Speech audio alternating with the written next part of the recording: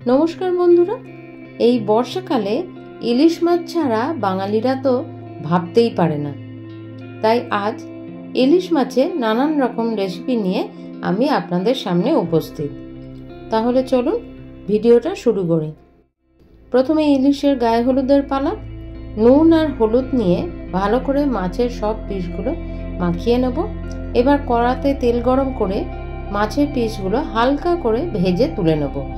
এই সময় গ্যাসের আঁচটা মিডিয়ামেই রাখবো। আর এই মাছগুলো আমরা না ভেজে কাঁচাও করতে পারতাম, কিন্তু আমি এখানে হালকা ভেজে নিয়ে করেছি। লেজা মুড়ো সবগুলোই ভেজে নেব।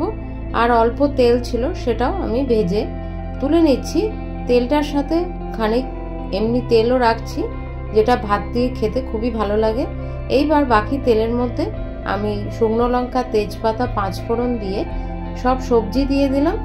এখানে আমি নিয়েছি কুমড়ো, পটল, বেগুন, ঝিঙে, কচু আর আলু। এইগুলোকে ভালো করে নাড়াচাড়া করে নিয়ে এর মধ্যে খানিক হলুদ গুঁড়ো, লঙ্কা গুঁড়ো, পরিমাণ মতো নুন আর একটু বেশি মিষ্টি দিয়ে মুড়ো দিয়ে খানিকটা জল দিয়ে ঢাকা দিয়ে রেখে দেবো। এখানে গ্যাসের আঁচটা এবার কম করব। আর যখন এগুলো সিদ্ধ হয়ে যাবে তখন গ্যাসের আঁচ জোরে করে চচ্চড়িটা শুকনো শুকনো করে নেব। এবার একটা বাটির মধ্যে আমি অল্প তেঁতুল গুলে রাখলাম। আর একটা বাটির মধ্যে আমি 2 চামচ পরিমাণ টক দইয়ের সাথে 1 চামচ পরিমাণ পোস্ত বাটা দিয়ে তার মধ্যে পরিমাণ মতো হলুদ, লঙ্কা গুঁড়ো, কাশ্মীরি লঙ্কার গুঁড়ো ভালো করে মিশিয়ে নিলাম। এবার এটা কড়ার মধ্যে দিয়ে দিলাম। এতে জল গুলিয়ে সেটাও দিয়ে পরিমাণ মতো নুন দিয়ে দিলাম। এবার মাছগুলো এর মধ্যে দিয়ে কিছু চেরা কাঁচা লঙ্কা দিয়ে অল্প ফ্রেশ ক্রিম এর মধ্যে অ্যাড করলাম।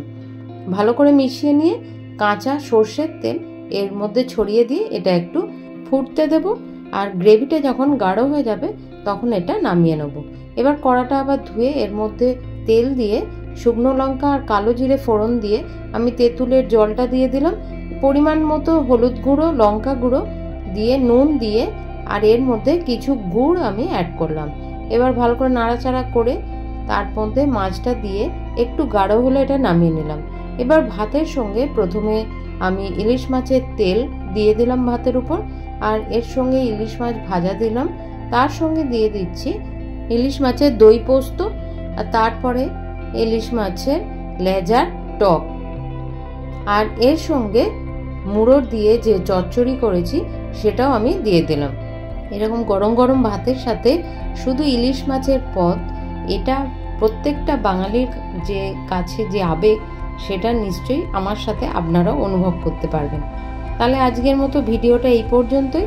আর আপনাদের অনুরোধ করব যে আমার চ্যানেলটা সাবস্ক্রাইব করে আমার সঙ্গে থাকুন, তাহলে আমরাও অনুপ্রাণিত হব আপনাদের সামনে এই ধরনের নানান রেসিপির ভিডিও নিয়ে আসার জন্য। তাহলে আজ এই পর্যন্তই। সুস্থ থাকুন, ভালো থাকুন, ধন্যবাদ।